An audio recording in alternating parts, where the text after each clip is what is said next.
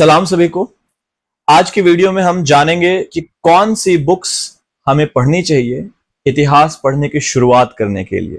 Which books to study to start learning about history of India. दो किस्म के लोग हैं जो ये सवाल अक्सर पूछते हैं कि सर हम हिस्ट्री पढ़ने की शुरुआत कैसे करें, कौन सी बुक पहले पढ़ें। पहले ऐसे सेक्शन के लोग आते हैं जिन्होंने हिस्ट्री कभी नहीं पढ़ी, they are clueless about it, और उनके साथ प्रॉब्लम ये होती है कि उन्हें लगता है कि वो किसी भी बुक से पढ़ना स्टार्ट कर सकते हैं और वो समझ में आ जाएगी। यहाँ पे वो गलत होते हैं। वो करते क्या है, अक्सर मार्केट चले जाते हैं और कोई भी रैंडम बुक हिस्ट्री की जो दिखती है वो उसे उठा लेते हैं और पढ़ने लग जाते हैं। इससे दो चीजें होती हैं, एक तो मिस इन्फॉर्मेशन उन तक पहुंचता है और दूसरा धीरे धीरे उनका हिस्ट्री में इंटरेस्ट लूज हो जाता है और फिर वो कभी दोबारा नहीं पढ़ते। दूसरा ऐसे किस्म के लोग हैं जिन्होंने थोड़ी मोड़ी हिस्ट्री पढ़ी हुई है, खासकर स्कूल किड्स जिन्होंने कम से कम 10th तक, 11th तक, 12th तक हिस्ट्री पढ़ी हुई है and they want to pursue it further. ये लोग जीरो पे नहीं हैं, बट ये लोग कंफ्यूज्ड होते हैं कौन सी बुक पढ़ें और कौन सी बुक छोड़ें को लेकर। तो आज की वीडियो में मैं इन दोनों कैटेगरी के लिए एक ऐसा कलेक्शन बताने वाला हूं जो इन दोनों को काम आएंगी हिस्ट्री की शुरुआत करने के लिए। कौन सी बुक्स हमें सबसे पहले पढ़नी चाहिए ताकि हम हिस्ट्री की बेसिक्स को समझ सकें। And I am going to stick to Indian history only. शुरुआत करते हैं एंशिएंट इंडिया से। एंशिएंट इंडिया की जो पहली मदर बुक समझी जाती है उस किताब का नाम है history of ancient and early medieval India. यह किताब लिखी हुई है उपिंदर सिंह की।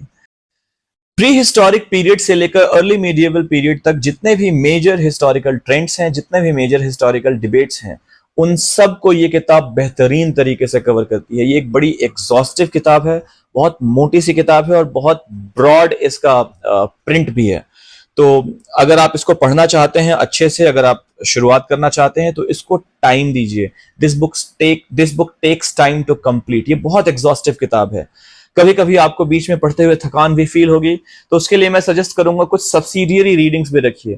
अगर आप हिस्ट्री में इस किताब को शुरू कर रहे हैं तो साथ में बीच में कभी ज्योग्राफी पढ़ लीजिए, कभी पॉलिटी पढ़ लीजिए, या फिर हिस्ट्री की ही कोई अलग किस्म की किताब पढ़ लीजिए ताकि आपको इसमें जब वापस आए तो वापस फ्रेशनेस के साथ आए, क्योंकि कभी कभी ये किताब आपको बहुत थकाएगी। इस किताब में आर्कियोलॉजिकल और लिटरेरी एविडेंसेस का बेहतरीन यूज है।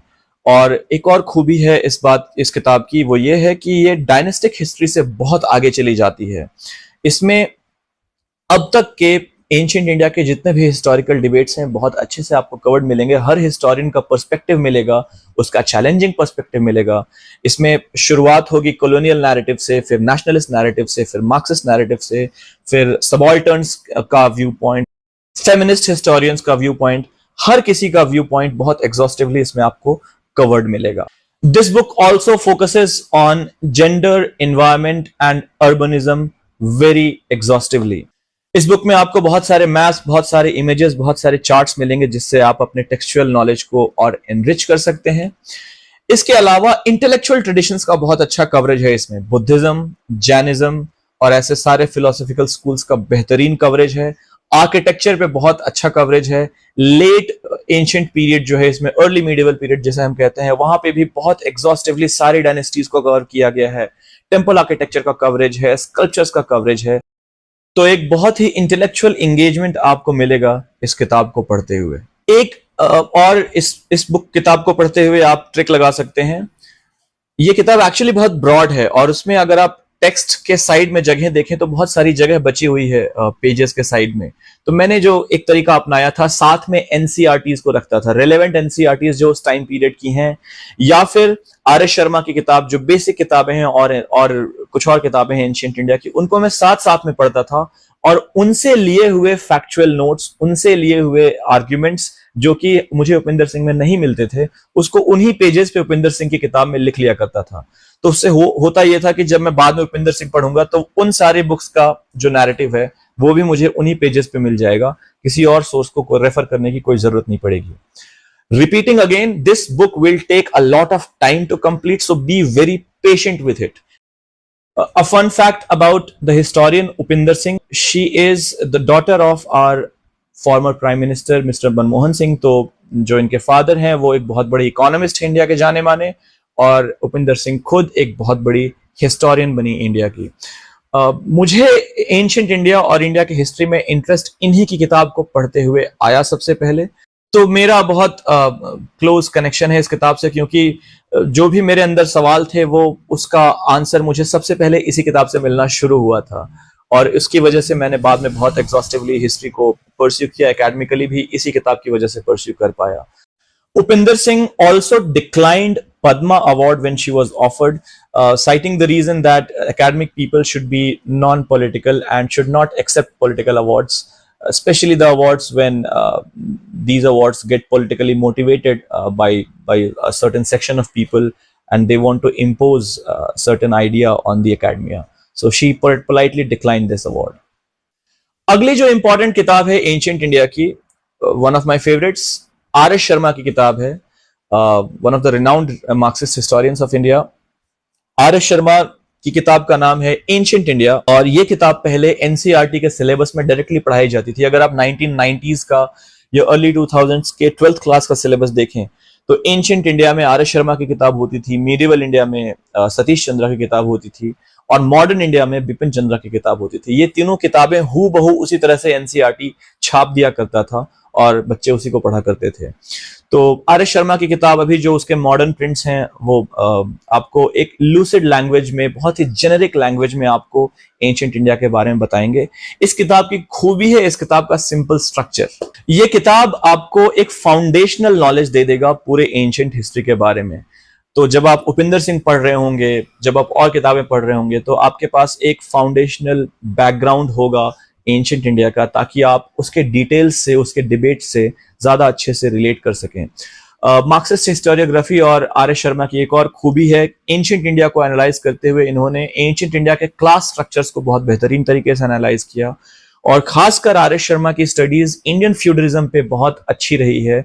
इंडियन फ्यूडलिज्म पे स्टडीज के लिए आर एस शर्मा को हिस्टोरिकल वर्ल्ड में जाना जाता है, और this term Indian feudalism in fact was first used by R S Sharma only after him we all started using this term. Otherwise we understood feudalism only through the European lens, through the example of Europe. Now we know that Indian feudalism was a different phenomenon which had a lot of differences from European brand of feudalism, thanks to R.S. Sharma. अगली किताब है ancient India की, एक बेहतरीन किताब, एक बेहतरीन historian की, जिनका नाम है रोमिला थापर, और उनकी किताब का नाम है अर्ली इंडिया। ये किताब आप कह सकते हैं कि किंग्स के नैरेटिव से या फिर पॉलिटिकल नैरेटिव से हटकर स्टेट स्ट्रक्चर पे बात करती है, क्लास स्ट्रक्चर पे बात करती है, और एम्पायर्स के स्ट्रक्चर को बहुत अच्छे से डील करती है। अशोकन एडिक्ट्स के बारे में जो इंफॉर्मेशन आपको इस किताब में मिलेगा, आर्यन डिबेट जो आपको इस किताब में मिलेगा, इंटेलेक्चुअल हिस्ट्री के जो कंटेंट्स आपको इस किताब में मिलेंगे, वो शायद ही एंशिएंट इंडिया की किसी और किताब में मिले। इस किताब की खूबी यह है कि ये बहुत ज्यादा इंटरप्रेटिव है। तो जब आप foundational knowledge R S Sharma और उपिंदर सिंह की किताब से आप बना चुके होंगे, तब आप रोमिला थापर की किताब जरूर पढ़ें। Romila Thapar is considered the mother of Indian history. उनका बहुत सारा काम है एंशिएंट इंडिया में, खासकर आर्यन डिबेट और अशोका के टाइम पीरियड को लेकर उनका बेहतरीन काम है।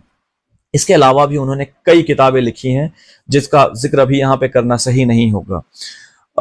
रोमिला थापर ने भी 2 बार पद्मा अवार्ड्स को डिक्लाइन किया। I think it was the time when this new regime, this new government was elected for the first time in the parliament, that these all scholars, these all intellectuals denied taking the Padma awards because they had political differences and they did not want to be a party of political intervention into the academic world. So they collectively resigned from their positions and they declined these awards also. So as far as I know, ICHR की member रही थी Romila Thapar along with other renowned historians of India, and they all declined the Padma awards and they all resigned from their positions as soon as this government was elected. ये book आपको थोड़ा सा परेशान कर सकती है क्योंकि रोमिला थापर की लैंग्वेज थोड़ी सी कॉम्प्लेक्स है, थोड़ी टीडियस है, कुछ ज्यादा ही एकेडमिक है, और बच्चे अक्सर स्ट्रगल करते हैं अगर वो इस बुक को डायरेक्टली उठा लें। तो प्लीज पहली किताब जो आप पढ़ें वो रोमिला थापर की न पढ़ें, वो आप आर एस शर्मा की पढ़ें, वो आप उपिंदर सिंह की पढ़ें, तब इस किताब पे आए तो यह आपको एक अलग ही दुनिया में डुबाएगी और आपको हिस्ट्री के नुआंसेस के बारे में बहुत अच्छे से समझाएगी। रोमिला थापर स्टूडेंट रही थी एल बैशम की, another very huge name, very big name in the field of ancient history, of ancient Indian history. और जो अगली किताब है वो एल बैशम की ही है, जिसके बारे में मैं बात करना चाहता हूं। उस किताब का नाम है the wonder that was India part 1। L Basham की इस किताब में आपको ancient Indian music, literature, intellectual traditions, bhaktism और फिलोसॉफिकल ट्रेडिशंस का बहुत बेहतरीन डिस्क्रिप्शन मिलेगा। एक बहुत ही सधी हुई किताब लगती है ये पढ़ने में। इस किताब में सिर्फ एक प्रॉब्लम आपको आ सकती है कि इसमें रीसेंट डिबेट्स आपको कवर्ड नहीं मिलेंगे, क्योंकि ये किताब काफी पहले लिखी गई। Considering Romila Thapar to be student of L Basham, Romila Thapar is herself in her late 80s by now. I think she has touched almost 90 years of age by now. और एल बैशम उनके गुरु हैं, तो वो उन्होंने और पहले वो किताब लिखी थी, तो काफी पहले की किताब लिखी हुई है। फिर भी ये एक बेहतरीन कोशिश है इंडिया की हिस्ट्री को एक न्यूट्रल तरीके से देखने की। In fact L Basham is considered to be one of those first European scholars जिन्होंने इंडिया की हिस्ट्री को अनबायस्ड तरीके से पढ़ना शुरू किया और उसको लेकर एक रिच अकाउंट प्रेजेंट किया हमारे सामने। तो एल बैशम की the wonder that was India is another engaging read in the series of books in ancient India. अगली किताब जिसका मेंशन मैं करना चाहता हूं, last but not the least, is called the Prehistory and Proto-History of India. This book is written by V.K. Jain. तो ये किताब जो है वो आपको एक स्पेसिफिक टाइम पीरियड के लिए पढ़नी चाहिए। ये किताब बहुत टेक्निकल है। The time period is prehistory, which is the Stone Age, and proto-history, which is the Chalcolithic period, Bronze Age, relating to the cultures of Harappan civilization and some other cultures of the same time period, which comes under the period of Bronze Age. कि इस किताब की खूबी ये है कि इसमें maps ढेर सारे हैं, इसमें सारे लोकेशंस अलग से डील किए हुए हैं। हर साइट के बारे में वीके जैन स्पेशली बात करते हैं, हर किस्म के टूल के बारे में डिस्क्राइब करते हैं। काफी टेक्निकल किताब है ये, काफी साइंटिफिक किताब है। तो इस किताब को शुरुआत में मत पढ़िए, इस किताब को बिल्कुल अंत में पढ़िए। खासकर जब आप उपिंदर सिंह की किताब पढ़ते हैं तो वहां पर जब आप प्री हिस्ट्री और प्रोटो हिस्ट्री की का पोर्शन पढ़ेंगे तो हो सकता है आप थोड़े से कंफ्यूज रहें, क्योंकि उसमें इंफॉर्मेशन काफी बिखरा हुआ है। कोई एक इंफॉर्मेशन किसी पहले पेज पे मिलेगा तो उससे रिलेटेड चीजें हो सकता है आपको 20 पेज के बाद मिले, 15 पेज के बाद मिले। तो उस प्रॉब्लम को वीके जैन ने दूर कर दिया है। प्री हिस्ट्री और प्रोटो हिस्ट्री का सारा इंफॉर्मेशन उन्होंने उस किताब में बड़े ही क्लियर लैंग्वेज में कलेक्ट कर लिया है। ये किताब इसलिए भी ज्यादा इंपॉर्टेंट हो जाती है क्योंकि ये एक किस्म का टेक्निकल मैनुअल है रादर देन अ नैरेटिव। बाकी सारे बुक्स जो हमने एंशिएंट इंडिया के देखे उसमें आपको एक नैरेटिव मिलेगा, जैसे आर एस शर्मा की किताब में उनका अपना टेक है एंशिएंट इंडिया को लेकर, रोमिला थापर का अपना एक पर्सपेक्टिव है जिसको वो डोमिनेंटली उस किताब में दिखाती हैं। उपिंदर सिंह की किताब में सारे मेजर डिबेट्स मिलेंगे आपको एंशिएंट इंडिया के सारे स्कॉलर्स के, सारे फाइंडिंग्स के, सारे आर्कियोलॉजिस्ट्स के। बट इस किताब में आपको टेक्निकलिटीज ज्यादा मिलेंगी। इसमें भी आपको डिबेट्स मिलेंगे no doubt, but technical terms, archaeology में यूज किए जाने वाले डे टू डे टर्म्स, उनके एक्सप्लेनेशंस, उनका साइंटिफिक वर्जन, वो सब आपको बहुत अच्छे से इसमें समझने को मिलेगा। Moving to the books of medieval India. Medieval India, the most contested time period in Indian history right now, looking at the current political scenario. तो मीडिएवल इंडिया को लेकर काफी ज्यादा मिस इन्फॉर्मेशन भी है मार्केट में, काफी ज्यादा टैबूज भी हैं और काफी ज्यादा हेट्रेड भी फैलाया जाता है। तो इसलिए बड़ा जरूरी हो जाता है कि किस हिसाब से हम फिल्टर करके बुक्स को पढ़ें। एकेडमिक बुक्स को रेफर करना इस टाइम पीरियड के लिए खासकर बहुत ज्यादा जरूरी हो जाता है। शुरुआत करते हैं। जो पहली किताब आपको पढ़नी चाहिए मीडिएवल इंडिया में वो है none other than Satish Chandra's medieval India in 2 parts. So he has divided his book in, so Satish Chandra ने एक सिंगल बुक भी मीडिएवल इंडिया पे लिखी थी जो पहले की एनसीईआरटी का सिलेबस का हिस्सा हुआ करती थी, वो मैं आपको बता चुका हूं। उसके अलावा इन्होंने मीडिएवल इंडिया को 2 पार्ट्स में डिवाइड करके भी बुक लिखी है। The first part is about Delhi sultanate, the first part is about the time period from the attacks of Turks till the start of till the end of Delhi Sultanate, or let's say till 1526 until the Battle of Panipat happens. तो उस पूरे period में विजयनगर का भी coverage आपको देखने को मिलेगा, कल्चरल डेवलपमेंट्स भी कुछ देखने को मिलेंगे। अलाउद्दीन खिलजी की पॉलिसीज बहुत अच्छे से कवर्ड हैं, मोहम्मद बिन तुगलक की पॉलिसीज इस किताब में बहुत अच्छे से कवर्ड हैं। इस किताब की एक और खूबी लगती है मुझे ये कि एक कहानी की तरह आपको मीडिएवल इंडिया को समझाया जाएगा। बहुत पर्सनल टेक आपको दिखेगा इसमें सतीश चंद्रा के राइटिंग स्टाइल में। ऐसा लगता है कि एक नरेशन दिया जा रहा है आपको और चीजें ऑटोमेटिकली आपके दिमाग में बैठती चली जाएंगी। दूसरा जो इसका पार्ट है वो है स्पेसिफिकली मुगल इंडिया के बारे में। उसमें आप देखें अकबर के चैप्टर्स आपको बहुत एग्जॉस्टिव मिलेंगे, खासकर जिस हिसाब से इन्होंने लैंड ग्रांट सिस्टम्स को एक्सप्लेन किया है, औरंगजेब की पॉलिसीज को जिस तरह से एक्सप्लेन किया गया है, even the parts where he is explaining about later Mughals, he is very very good there. तो वहां पे आपको जो इसेंशियल ट्रीटीज हैं, मेजर वॉर्स हैं, and not only political history, आपको सोशल हिस्ट्री, आपको इसमें कल्चरल हिस्ट्री, बहुत सारे एस्पेक्ट्स एक साथ कवर्ड मिल जाएंगे एक कहानी की तरह, बड़ी ही आसान भाषा में। सतीश चंद्रा की खूबी मुझे यही लगती है कि उन्होंने कॉम्प्लेक्स लैंग्वेज यूज किए बिना मीडिएवल इंडिया को बड़े ही इंटरेस्टिंग तरीके में कन्वे कर दिया है सारी इसेंशियल चीजों को। सतीश चंद्रा यूजीसी के वाइस चेयरमैन भी रहे काफी लंबे वक्त तक, और एनसीईआरटीज का जो करिकुलम टीम हुआ करता था एक वक्त पे, उसको वो हेड किया करते थे।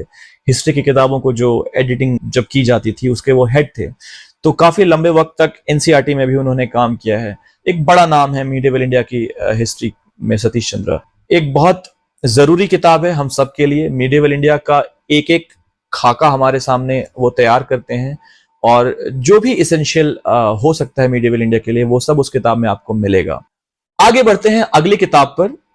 यह किताब है one of the legends of Indian history, Irfan Habib की।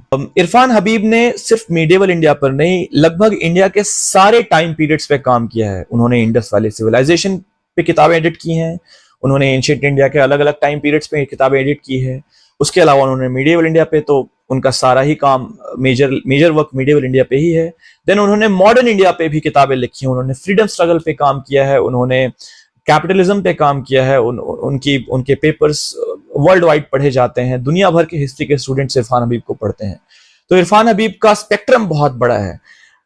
इन सब के बीच अगर उनका मेजर वर्क देखा जाए तो वो है मुगल इंडिया का। मुगल इंडिया के एग्रेरियन स्ट्रक्चर पे उनका बहुत मेजर वर्क है, और उसमें भी उन्होंने एक बड़ी छोटी सी किताब लिखी जो बिगिनर्स के लिए बहुत जरूरी समझी जाती है और इसेंशियल है भी। उस किताब का नाम है सिंपल मीडिएवल इंडिया। उस किताब की खूबी, या फिर इरफान हबीब के किसी भी किताब की को आप उठा लें, उसकी खूबी मुझे ये लगती है कि जो कंटेंट है उसका बड़ा ब्रीफ है। बहुत ज्यादा आपको उसमें पढ़ना नहीं पड़ेगा इसेंशियल चीजों को जानने के लिए। Irfan Habib keeps everything very scientific and very to the point, very logical, very straight forward, no major explanations needed.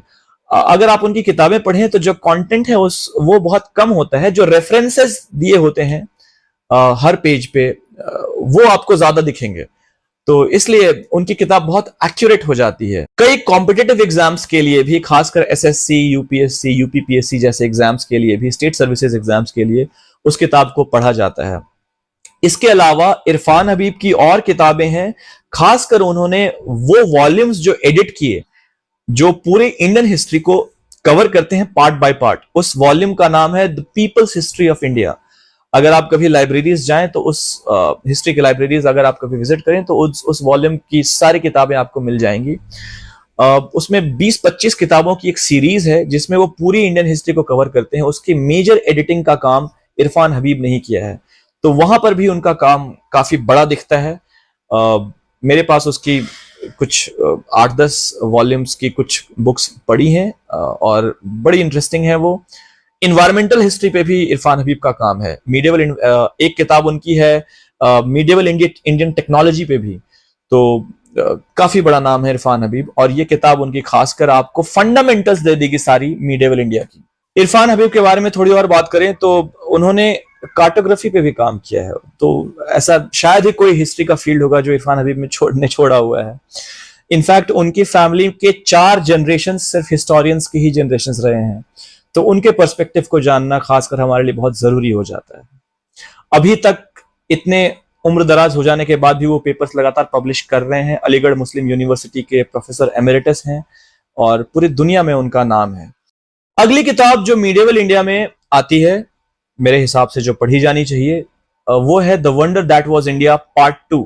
So part 1 was written by A L. Basham, Romila Thapar के गुरु, और पार्ट 2 जो है उनके राइटर हैं, उनके ऑथर हैं S.A.A. रिजवी। मिस्टर रिजवी की ये किताब आपको बड़ी खूबसूरत लगेगी जब आप पढ़ेंगे, क्योंकि उसमें spiritual traditions, Sufism, art, culture, music, इन एस्पेक्ट्स पे बहुत फोकस किया गया है और इन डेवलपमेंट्स को बहुत ही लॉजिकली वो बहुत बड़े ही लूसिड लैंग्वेज में डिस्क्राइब करते हैं। कहीं कहीं ये किताब टेक्निकल भी हो जाती है, बट जब तक आप इस किताब पर पहुंचेंगे आप काफी सारी टेक्निकलिटीज ऑलरेडी सीख चुके होंगे हिस्ट्री की, तो उस वक्त तक आपको ये मुश्किल नहीं लगेगी। इस किताब की एक खूबी मुझे लगती है जब ये सूफिज्म डिस्कस कर रहा होता है। सूफिज्म के डिस्क्रिप्शन में अगर आप किताबें पढ़ें तो बुक्स यूजुअली सीधा इंडियन सूफिज्म और इंडिया में सूफिज्म कैसे बढ़ा, कैसे आया, उसको डिस्क्राइब करने लग जाती हैं।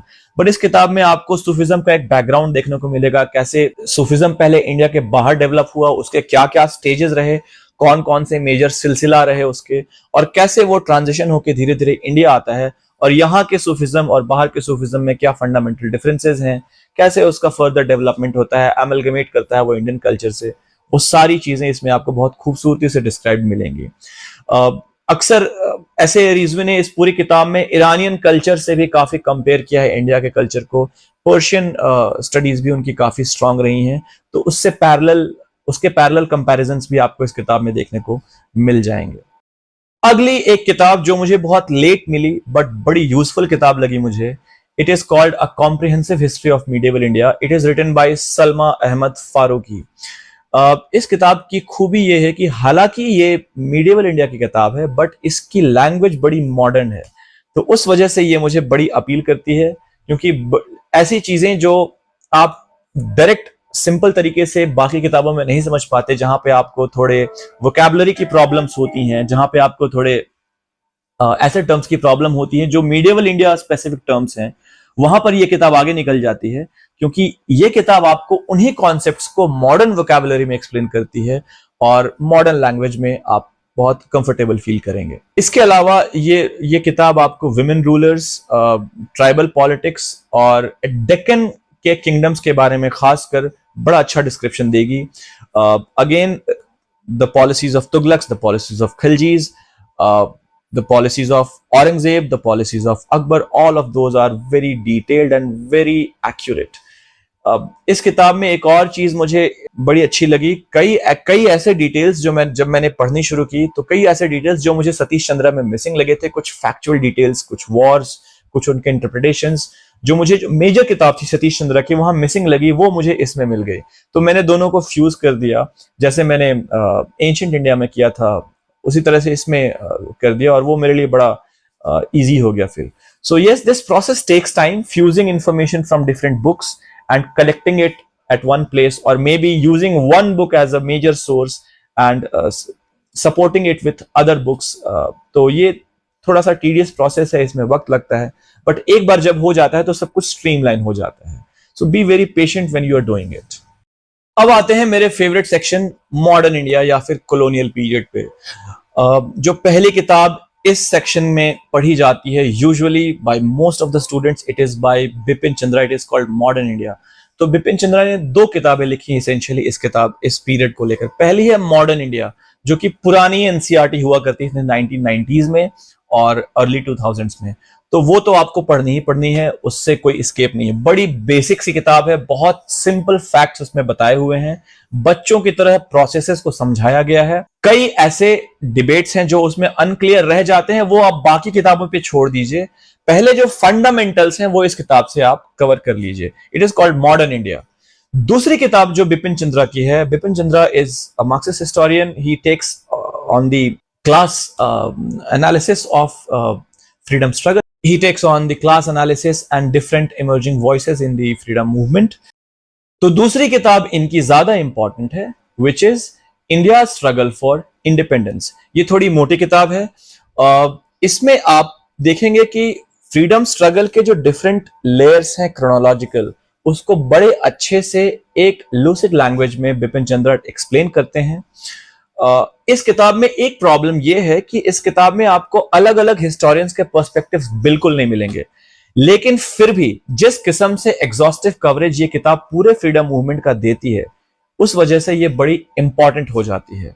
अगर आप एकेडमिकली हिस्ट्री परस्यू कर रहे हैं या फिर आप कॉम्पिटिटिव एग्जाम्स की तैयारी कर रहे हैं, दोनों सूरतों में ये किताब एक नॉट टू मिस किताब है, एक एसेंशियल रीडिंग है। गांधीयन फेज को बहुत अच्छे से डील किया गया है इस किताब में। गांधीयन मूवमेंट्स बड़े अच्छे से डिस्क्राइब्ड हैं, वेल डिटेल्ड डिस्कशंस हैं। इसके अलावा आप 1857 का अच्छा कवरेज देखेंगे। पर्सपेक्टिव्स का कवरेज अगेन आई रिपीट इसमें नहीं मिलेगा। इस किताब की एक और बड़ी प्रॉब्लम है, इस किताब में ब्रिटिश कैप्चर का जिक्र नहीं है। यह किताब सीधा फ्रीडम स्ट्रगल को दिखाती है, क्योंकि the topic is India struggle for freedom, so it covers only the struggle part. It covers the history from where the nationalism is, from where the phenomena of nationalism is just starting, just seeding in the Indian culture after 1857, or right from the time of 1857. But the local revolts before that is not covered. The parts where British are capturing different kingdoms of India, different principalities of India, the parts where British are overpowering other colonial powers like French, like Dutch, like Portuguese, those are not covered. तो वो सारा part बहुत अच्छे से covered मिलेगा आपको अगली book में जिसके बारे में मैं आपको बताने वाला हूं। ये किताब मॉडर्न इंडिया की मेरी फेवरेट किताब है और इट्स एन एसेंशियल रीड। आप कोई और किताब पढ़ें या ना पढ़ें, अगर आप एकेडमिकली हिस्ट्री परस्यू कर रहे हैं, खासकर मॉडर्न हिस्ट्री परस्यू कर रहे हैं, तो आप ये किताब मिस नहीं कर सकते। इसका नाम है from Plassey to partition and after. The author is, the historian is Shekhar Bandyopadhyay. ये किताब जब पहली बार प्रिंट में आई थी तो इसका नाम हुआ करता था from Plassey to partition. The coverage of the time period right from the first capture of British, that is Bengal, 1757, the Battle of Plassey, till partition of India, which is 1947. बाद में इसके कुछ और प्रिंट्स आए तो इसमें इस किताब को और डिटेल्ड बना दिया गया, जिसमें पोस्ट पार्टीशन हिस्ट्री को भी इंक्लूड कर लिया गया और तब इस किताब का नाम हो गया from Plassey to partition and after. तो एंड आफ्टर का पार्ट बाद में ऐड कर दिया गया। इस किताब की खूबी यह है कि मॉडर्न इंडिया के या कॉलोनियल इंडिया के सारे मेजर डिबेट्स, हिस्टोरियंस के सारे perspectives, B it the colonial perspective, B it the nationalist perspective, Marxist perspective, subaltern perspective या फिर किसी किस्म का फेमिनिस्ट पर्सपेक्टिव हो, वो सारे डिबेट्स एक साथ चैप्टर वाइज इसी किताब में आपको मिल जाएंगे। इसके अलावा as I already told you, British capture of India को यह किताब बहुत डिटेल्ड मैनर में कवर करता है। British relations with the empire, ये पोर्शन मुझे इस किताब का यूनिक लगा, जो मुझे किसी और किताब में नहीं मिलता। अपने एम्पायर से ब्रिटिश रूलर्स के जो इंडिया में थे, ईस्ट इंडिया कंपनी के क्या रिलेशंस थे, या उसके बाद के जो रूलर्स रहे जब से ईस्ट इंडिया कंपनी का रूल खत्म हुआ इंडिया में 1857 के बाद, तब भी इनके एम्पायर से कैसे रिलेशन रहे, उसको कैसे रेगुलेट किया जाता था, कैसे मेंटेन किया जाता था, ये सेक्शन भी बहुत अच्छे से इस किताब में कवर्ड है। इसके अलावा नेशनलिज्म की आइडियोलॉजी शुरू कैसे हुई, नेशनलिज्म पे क्या मेजर डिबेट्स हैं, ये आइडिया कैसे पनपा इंडिया में, कैसे ये एक बोरोड आइडिया है, किन स्कॉलर्स के इसमें क्या मेजर कॉन्ट्रीब्यूशंस रहे, वो सब कुछ इस किताब में बहुत ही एग्जॉस्टिवली कवर्ड है। इसके अलावा रिफॉर्म मूवमेंट्स का कवरेज इस किताब में बहुत अच्छा है। और एक सेक्शन और है जो मुझे इस किताब का बहुत अपीलिंग लगता है, वो है rise and growth of other sort of movements apart from the main stream movement led by Congress. For example the Dalit movement led by other regional parties apart from Congress. For example the socialist movement led by CPI and other CSP and other parties and other regional parties apart from mainstream nationalism led by Congress. तो जो parallel struggles India में चल रहे हैं, freedom struggle के internal contradictions जो हैं, उन इंटरनल कॉन्ट्रडिक्शंस को ये किताब बेहतरीन तरीके से कवर करती है। एक तरीका जो मैंने पर्सनली अपनाया था मॉडर्न इंडियन हिस्ट्री को पढ़ते हुए, वो ये था कि जो बिपिन चंद्रा की किताब है फ्रीडम स्ट्रगल पे और जो शेखर बंद्योपाध्याय की किताब है from Plassey to partition and after, इन दोनों के इंफॉर्मेशन को आप फ्यूज कर दीजिए, क्योंकि कई ऐसे एसेंशियल एलिमेंट्स आपको बिपिन चंद्रा की किताब में मिलेंगे जो शेखर बंद्योपाध्याय की किताब में लैगिंग है। Because Shekhar Bandyopadhyay book is more academic, more research oriented. Bipin Chandra की किताब is a personal take on history, on the freedom struggle. तो दोनों किताबों के एसेंशियल एलिमेंट्स को आप फ्यूज कीजिए और उसके बाद मुझे नहीं लगता ऐसा कोई डिबेट रहेगा जो बाकी रह जाएगा, या ऐसा कोई पोर्शन रहेगा जो आप जिसके बेसिक्स आपसे छूटेंगे। तो बढ़ते हैं अगली किताब की तरफ। Another favourite of mine it is called modern India by Sumit सरकार। अगर आप इंटरनेट पे देखें तो एक रेड कलर की किताब आपको ये मिलेगी। इसका नाम ही है मॉडर्न इंडिया। इस किताब की एक खूबी ये है कि ये एक बड़े छोटे सेक्शन को कवर करता है, बड़े छोटे टाइम पीरियड को कवर करता है, 1885 से लेकर 1947 तक। लेकिन उसी छोटे सेक्शन को कवर करते हुए, उन्हीं 50-60 इयर्स को कवर करते हुए ये किताब बहुत ज्यादा डिटेल्स में जाती है। और इस किताब में आपको ऐसे डिबेट्स मिलेंगे, ऐसे इंटरनल वॉइसेस मिलेंगे जो आपको बाकी किताबों में मिसिंग थे। फॉर एग्जाम्पल, ये किताब आपको वर्कर्स, पेजेंट्स और ग्रास रूट मूवमेंट्स के बारे में बहुत डिटेल में बताएगी। ये किताब आपको टॉप डाउन अप्रोच जो है हिस्ट्री का लिखे जाने का, उसके खिलाफ आवाज उठाती हुई हिस्ट्री फ्रॉम बिलो का एक फील देगी। पहली बार आप हिस्ट्री फ्रॉम बिलो क्या होता है उसके नैरेटिव के बारे में जानेंगे, उसको समझने की कोशिश करेंगे। उसके अलावा एक बहुत ही बढ़िया मार्क्सिस्ट इंटरप्रिटेशन मिलेगा इस पूरी किताब में। आपको क्लास एनालिसिस मिलेगा, इकोनॉमिक एनालिसिस मिलेगा, सारे इंडिपेंडेंट मूवमेंट्स का, छोटे छोटे मूवमेंट्स का, बड़े बड़े मूवमेंट्स के साथ लिंक्स, और कैसे सबॉल्टर्न वॉइसेस को दबाया गया, इंडिपेंडेंट वॉइसेस को दबाया गया, अलग अलग independent subaltern voices, grass roots movements को बहुत डिटेल में एग्जॉस्टिवली सुमित सरकार ने कवर किया है। इस किताब की एक प्रॉब्लम यह है कि इसका लैंग्वेज बहुत कॉम्प्लेक्स है। सुमित सरकार is a hardcore academician. He refused to be a part of so many government organizations. He was offered so many seats in some academic departments. He refused, saying that being an academician, he has to be neutral. He doesn't want to take any political stand, and he wants to stay away from the state and be invested in academia itself. तो उस वजह से हुआ ये है कि उनकी language, और he is a very well researched person, I mean he is one of the pillars of Indian history. So उनकी लैंग्वेज बहुत कॉम्प्लेक्स है। तो एक नई वोकैबुलरी के साथ रेडी रहिए। जब आप ये किताब पढ़ेंगे तो आप एक नई वोकैबुलरी सीखेंगे जो कि हिस्ट्री स्पेसिफिक वोकैबुलरी होगी मॉडर्न इंडिया की, और काफी टफ वोकैबुलरी होने वाली है वो। ये किताब आपको एक ऑल्टरनेट पर्सपेक्टिव देगी जब तक आप मेन स्ट्रीम हिस्ट्री को समझ चुके होंगे। आप मेन स्ट्रीम हिस्ट्री को समझिए इसके पहले की बताई हुई बुक्स के थ्रू, और अगर ऑल्टरनेट पर्सपेक्टिव चाहिए तो सुमित सरकार की किताब is a must read, and it will enrich your knowledge. It will take you to another level. It will in fact create research interests in you in modern India after you are done with this book. Sumit सरकार और तनिका सरकार दोनों बड़े ही renowned historians हैं। A fun fact, both are husband and wife. Tanika Sarkar, as far as I know, has done her PhD under Sumit Sarkar. Read Tanika Sarkar's feminist take on Indian history also if you get time. Cut. एक किताब जो मुझे बहुत late मिली और बड़ी interesting सी किताब है, इस किताब का नाम है a history of modern India by Ishita Banerjee Dubey. ये किताब एग्जाम फ्रेंडली नहीं है। एग्जाम के लिए अगर आप पढ़ रहे हैं तो इस किताब को ना पढ़ें। अगर आप इंटरेस्ट के लिए पढ़ रहे हैं तो ये किताब जरूर पढ़ें, क्योंकि इसमें आपको एक इंटरसेक्शनल लेंस देखने को मिलेगा इंडियन हिस्ट्री के लिए, जिसमें कास्ट, क्लास, जेंडर के लेंस से बहुत सारे नैरेटिव्स को क्रिएट किया गया है और बहुत सारे इवेंट्स को डिस्क्राइब किया गया है। तो वो अगर आप फर्दर एक्सप्लोरेशंस चाहते हैं मॉडर्न इंडिया में तो इस किताब को जरूर पढ़ें। बड़ी मजेदार रीड है। कुछ ऐसे पर्सपेक्टिव और कुछ ऐसे फैक्ट्स कभी कभी आपको पढ़ते हुए मिल जाएंगे कुछ बीच के पेजेस में, जो आपके बाकी के नॉलेज को सब्सटैंशिएट करेंगे, तो उनको एज अ नोट्स आप ऐड कर लिया कीजिए, वरना ये किताब एक फन रीड है। एक किताब जो आजकल मार्केट में खूब बिकती है, बहुत पॉपुलर हो गई है, वो किसी हिस्टोरियन की लिखी हुई नहीं है। इनफैक्ट वो एक एडिटेड किताब है, स्पेक्ट्रम की आती है, मॉडर्न इंडिया की किताब, a brief history of modern India बोलते हैं उसे। जो बच्चे यूपीएससी की तैयारी कर रहे हैं, स्टेट सर्विसेज की तैयारी कर रहे हैं, एसएससी की तैयारी कर रहे हैं, वो उस किताब को खूब पढ़ते हैं। देखिए, अगर आपका एकेडमिक इंटरेस्ट है हिस्ट्री में तो ये किताब आपके काम की नहीं है, लेकिन फिर भी मैं कहूंगा ये किताब आप पढ़िए। पूरा पढ़ने की जरूरत नहीं है।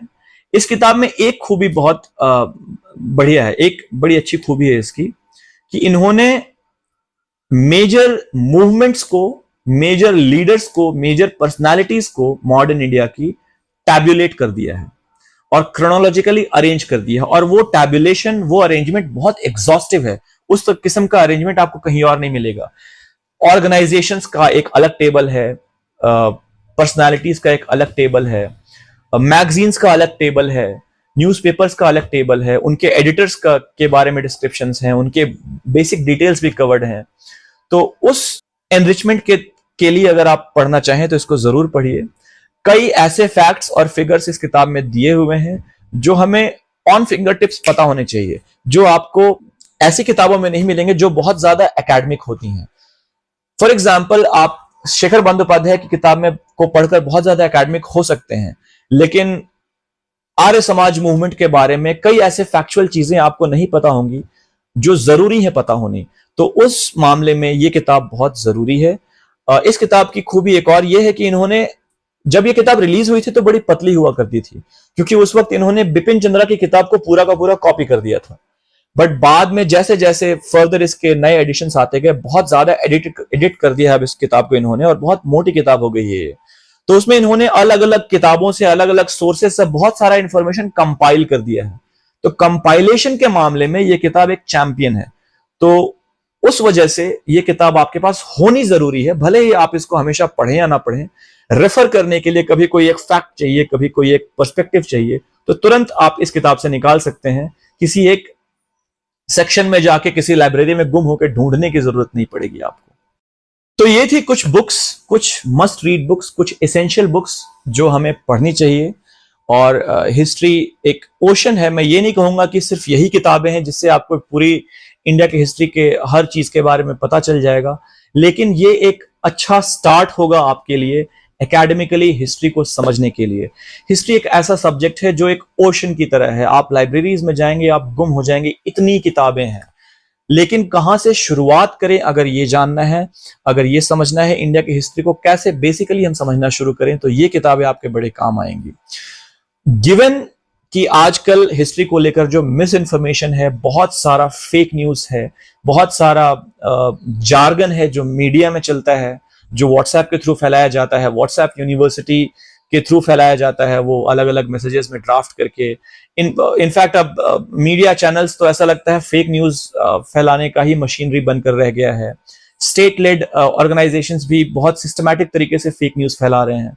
तो ऐसे माहौल में जब हिस्ट्री को लेकर इतना मिस इन्फॉर्मेशन है, हिस्ट्री को लेकर लड़ाइयां हो रही हैं और कंटेस्टेशन चल रहा है कि भाई ये मंदिर मेरा, ये मस्जिद तेरा, ये मेरा, ये तेरा, तो ऐसे माहौल में एक क्रेडिबल हिस्ट्री पढ़ना और एक क्रेडिबल सोर्सेज के थ्रू पढ़ना उसे बहुत जरूरी हो जाता है, ताकि आप एक हिस्टोरिकल सेंस डेवलप कर सकें।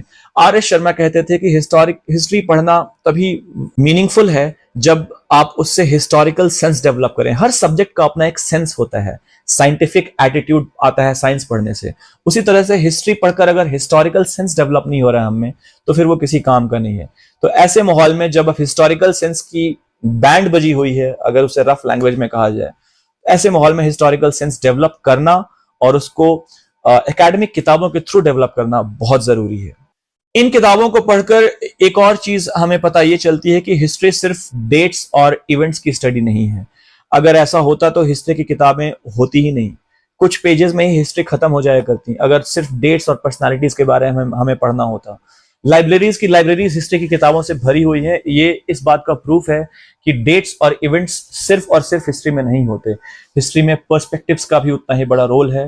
हिस्ट्री में कंटिन्यूटी और ब्रेक्स को समझना जरूरी होता है। हिस्ट्री के अलग अलग टाइप्स हैं। हिस्ट्री अब बहुत ज्यादा सिंप्लीफाइड नहीं रही, बहुत किस्म की हिस्ट्रीज हैं। इंटेलेक्चुअल हिस्ट्री है, रिलीजियस हिस्ट्री है, कल्चरल हिस्ट्री है, पॉलिटिकल हिस्ट्री है, सोशल हिस्ट्री है, सोशियोलॉजिकल हिस्ट्री है। हर किस्म की हिस्ट्री अवेलेबल है और उन सब को मिलाकर एक हिस्टोरिकल आर्ग्यूमेंट देना एक बहुत बड़ी बात होती है। तो इससे पहले कि हम कोई रैंडम सी चीज पढ़कर कोई एक हिस्टोरिकल आर्ग्यूमेंट बनाए, हमें बड़ा सावधान हो जाना चाहिए। तो बेहतर ये होगा कि हम इन किताबों के थ्रू एक पर्सपेक्टिव डेवलप करने की कोशिश करें, एक नजरिया डेवलप करने की कोशिश करें अपने आसपास की दुनिया को लेकर। On that note, we come to the end of this video. Let me know if you want to know more about these books, about these writers, what more to read, what not to read. आजकल ये जानना ज्यादा जरूरी है कि क्या न पढ़ें। तो अगर आपके पास कोई और क्वेश्चन हो, कोई और सजेशन हो, please come to the comment box. I'll be available for you, and I'll try to address your doubts as much as I can via these videos. Like, share, subscribe. Thank you so much.